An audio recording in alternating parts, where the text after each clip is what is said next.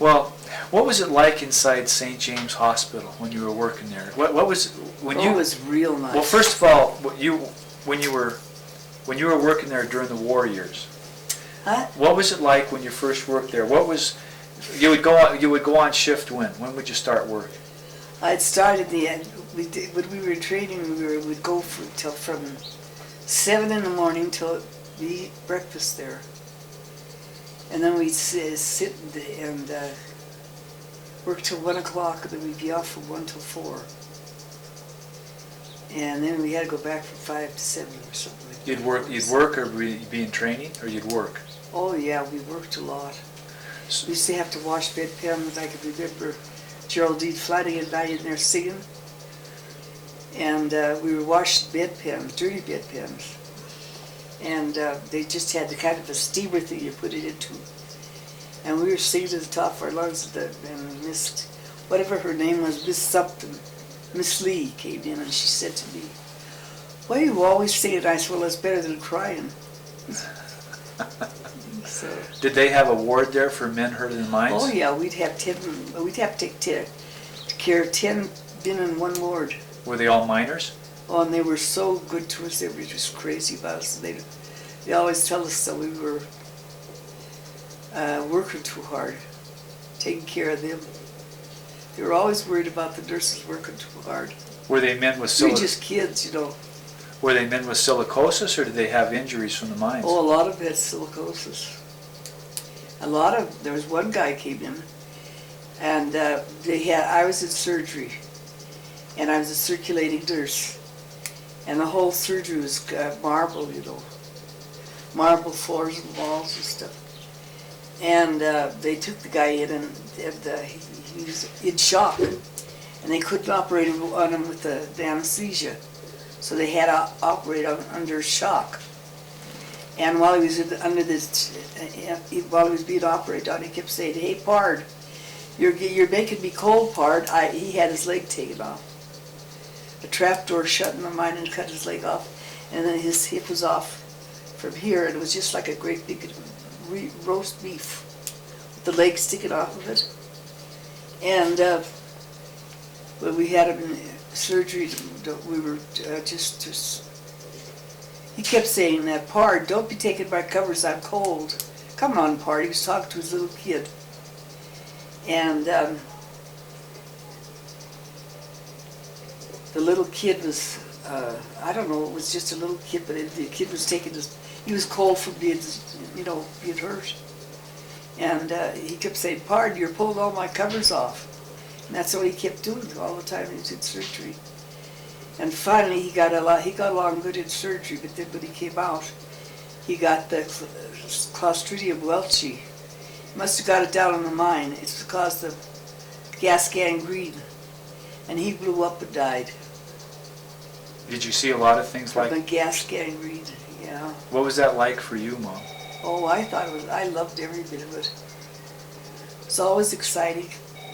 Like the time I went and told the old Lord, "Did you take my good coat off?" I went right in the room and I said, "You come out here, Ellen." She came out and I said, she said, "What do you want?" "What did I do?" I said, "My roommate," and she was a nice girl. And I said to her, "Just don't be wearing my coat. My mother had a hard time getting that for me. Don't you be wearing it. You were seen uptown in my coat." What was that? So did you see I went other... right in the room after her, got her out of the room. There was 3 or 4 women in the room.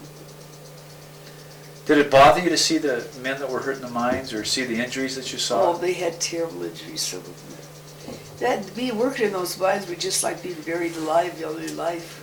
And Daddy worked it. He went to work when he was 15.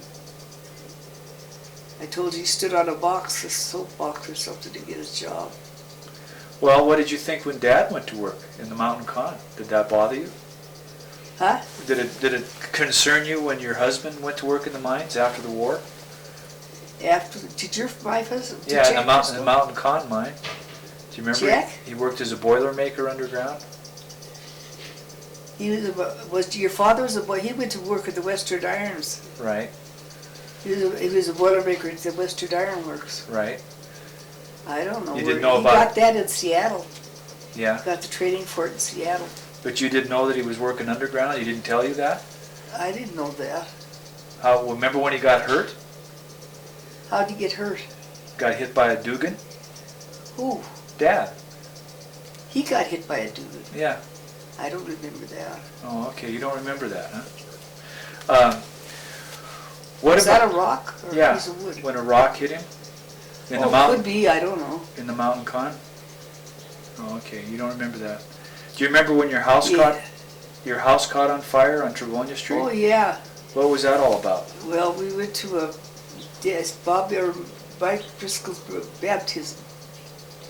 And we were at the baptism, and somebody called and said, your house is burning down. It's a little tiny house down across the street from the, what was that, Brian? Travonia. Travonia mine. 60-something South Travonia. And Frank came home from there one time. He got into some kind of a thing there. Somebody wanted to go with him. Somebody to go with him. He was getting married. He and Dorothy were getting married. He stayed out with Dorothy all night one night, and I said, listen, if you're going to marry her, you're going to get into trouble. And so he went, and Dorothy's father didn't like him. He was a, what do you call it, that makes clothes, a tailor. Yeah. And he didn't like Frank, because Frank was he came on. So, that was one of your nurses? Violet? Yeah. So Frank was going to get married, and you were living on Travonia Street. Frank was in some kind of a thing where he got all covered in white powder. In the mine? I guess it was some kind of something that's... A cave-in? I might have been a cave-in. But he came to the door, and he was all covered in white powder. And he scared the heart out of me. And that's when Dorothy got married. Well, what happened the morning that Frank got married? Do you remember that? When the men were got married? Yeah, when the men were coming on shift and he was looking for a best man. Oh yeah, he got a kid named Lockery, Jim Lockery, or Jack or Jim Lockery. They come on in and we're going to get married. Come on and be my best man. And they went to the Justice of the Peace and got married.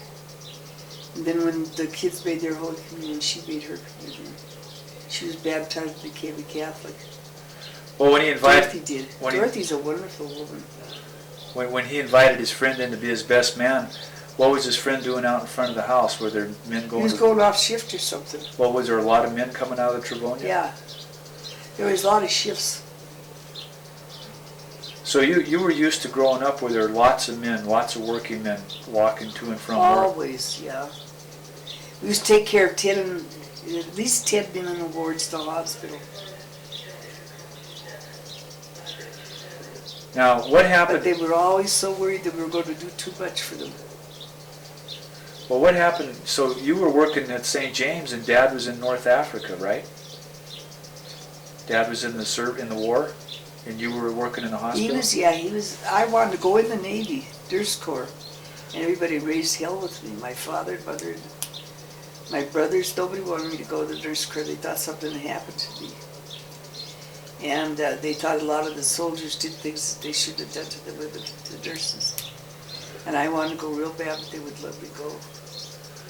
So, you might not have been here. So you and Dad kept in touch with each other, though, by mail, huh? By letter? What? You and Dad wrote letters to each other? Oh, yeah, we wrote victory letters. They were just one sheet of paper, that's all you could have. And you got the form letter, to write, that we write. He'd say write all the time, I'd say I'll write letter for letter. Well, how long was he gone? He was gone for a long time, and then he said to me, he came back and I wasn't through with nurses training. And he wanted to get married, and I said, no, I'm not going to do it, I'm not going to hurt my mother. I said she'd be disappointed, and I took care of my father in the hospital. And he stayed awake and kept me company all night. And Daddy was sick in the hospital, and I can't remember what was wrong with him. But anyway... Dad came home and wanted to get married, Jack right? wanted to get married, and I said, no, I'm not going to get married until I'm through with nurses training. And I passed my state boards. And so he said, okay. So he took a a test overseas. There was 365 guys took the test, and 11 of them passed. And they were going to send them home to study medicine. And when Jack came home, he didn't want to study medicine. He wanted to study dentistry. So he went to USC for dentistry, to be a dentist, because his father was a dentist. And when he got down there, he carved teeth and all that stuff, you know, but he didn't like what he was doing. And how did that happen? Anyway. But he was down there by himself. You weren't. He was down by himself, and then he wanted me to go down to him. And I told him, no, I wasn't going down. And then Georgie Green took me down.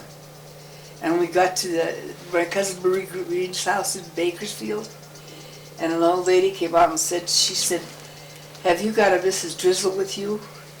Mrs. Drizzle. And I said, my name is Driscoll. She said, well, there was just a sailor here, and he's going to get the bus to go back to where he's from. I don't know where he was from, but it was Jack. He said, do tell Mrs. Driscoll it. Oh, I could see. When I first went down there, we went into the Hotel Figueroa, and the guy said, he said, this is my wife, this is Mrs. Driscoll, this is, you know his name. When the guy came, the guy looked at him like and said, oh yeah, she's your wife, you know. Like I was his girlfriend who was taking me in the hotel. You should have seen how mad Jack Driscoll got. He was stomping around like a madman. And he went up and stood by the window and he looked out, and I went to go look out the window too, and he grabbed a hold of me, pulled me back and threw me away from the window. I said, what's wrong with you? And he says, he says, do you might fall out? And I said, he had, what do you call it when you're acrophobia? Acrophobia? Fear of heights, huh? Height. And I didn't think I had it because I was just looking out the window of the Hotel Figueroa. And anyway, he pulled me back so I wouldn't fall out. Well, when